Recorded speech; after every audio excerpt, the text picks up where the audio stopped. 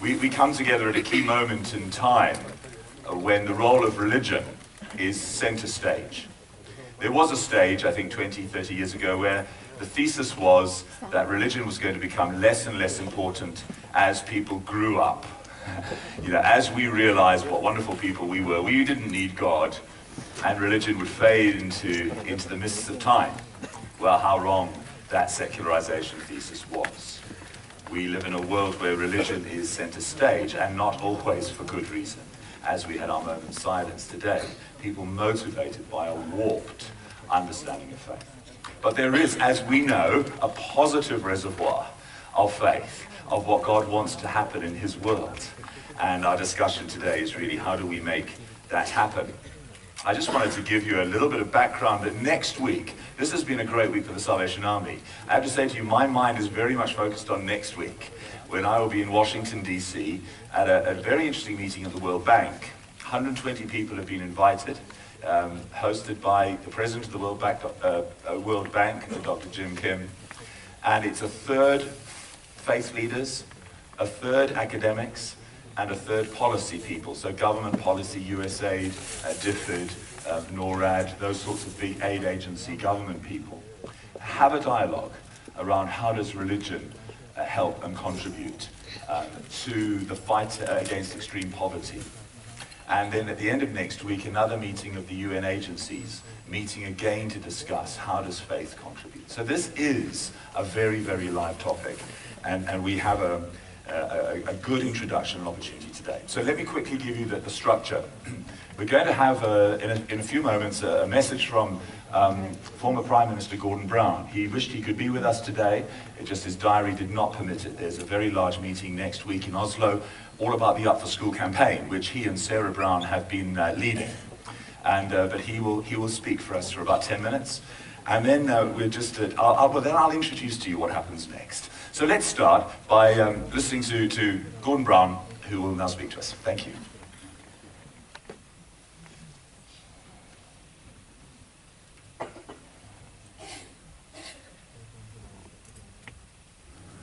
I'd like to congratulate the Salvation Army on 150 years of service, of contribution to the community, of making a difference.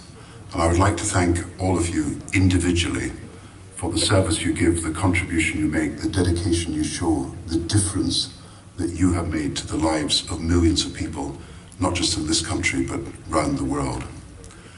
The great Indian leader Gandhi once said, if you're in any doubt about what you should do, recall the face of the poorest, the most vulnerable person you've ever met, and you'll be in no doubt where your duty lie.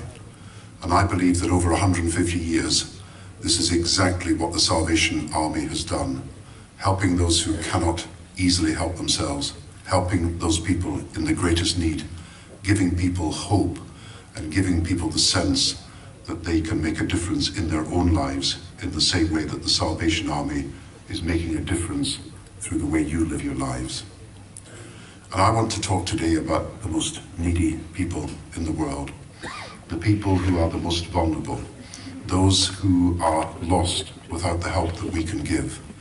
And I'm referring to the 58 million children of primary school age who are not even given the chance to go to school in this world today. We take it for granted in most countries that every single child has the right to education. But around the world, even in the year 2015, despite all the commitments we've made that every child should have the right to education, there are more than 30 million girls who are not at school and nearly 30 million boys. And these are girls and boys who sometimes are in the worst possible situations, but who could be rescued if we could make sure they had a school place.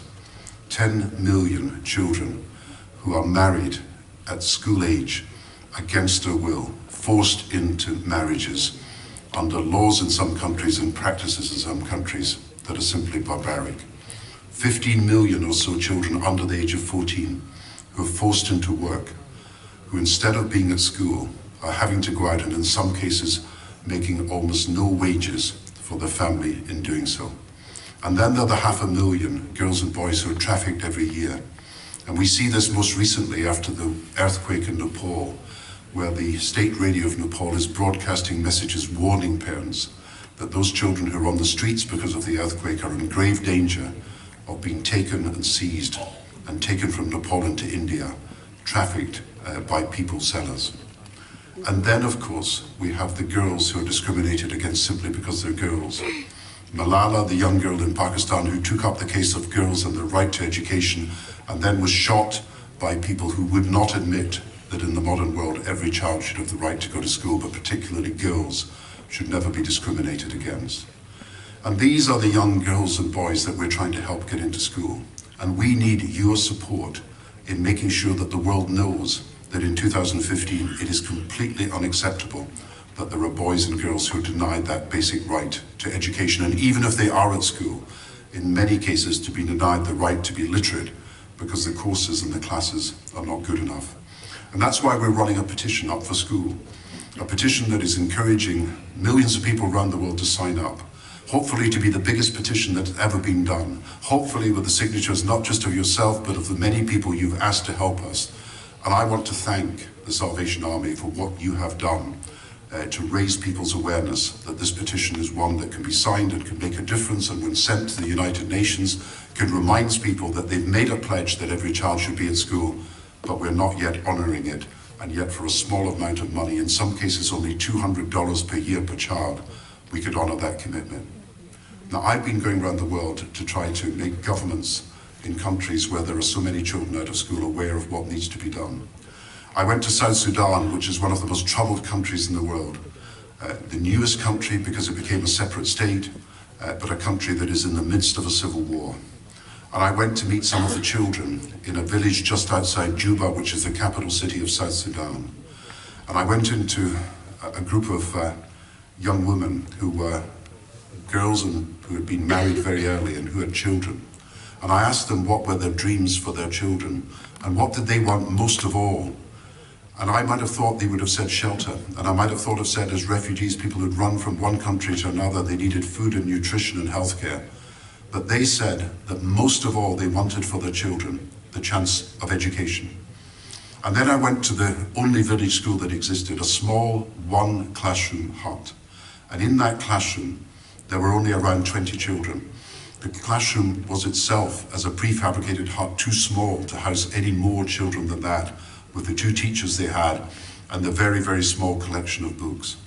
But you know, my abiding memory of being in that classroom in Juba, outside the capital city, was this, that outside, and there were 2 portal windows that you could look into the school, there were more than 100 boys and girls standing, looking inside to an education they couldn't have because there was simply not enough school classroom places for them.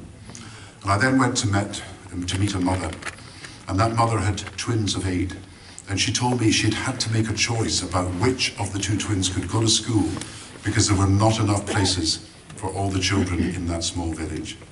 And that's just one example of how thousands and then millions of children are being denied the chance to offer education, and where we can actually do something about it by our efforts.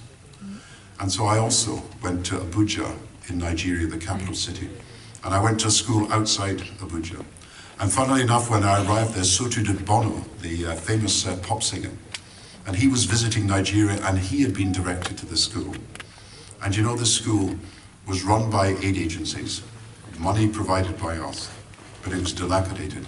It was falling apart, corrugated iron roofs, no computers, no desks, children sitting on the floor. And yet, when we talked to the children and asked them, as you do, what do they want to be? Someone said they wanted to be an engineer, another an airline pilot, someone a doctor, someone a nurse, someone a teacher. Nobody wanted to be a politician, of course. And to Bono's surprise, nobody wanted to be a pop singer. But these children were being denied the right to the best education that we could have given them because the standard of the school facilities was so bad. And then I found out that the school was losing pupils. And it was losing pupils to our madrasas up the road, preaching an extremist brand of religion, telling children that violence was one way to get their aims in the future.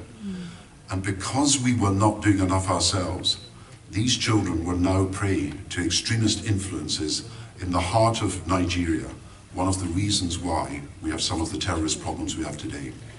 So it's important to us for security reasons, but it's also important for morality, that we provide the opportunities to education for young children who are without.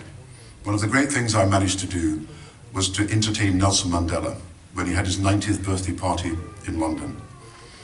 And it was a celebration of his work, but it was also, as befits Nelson Mandela, a demand that he had that we help him finance a children's hospital in South Africa to deal with some of the black children who were not getting proper medical attention at that time.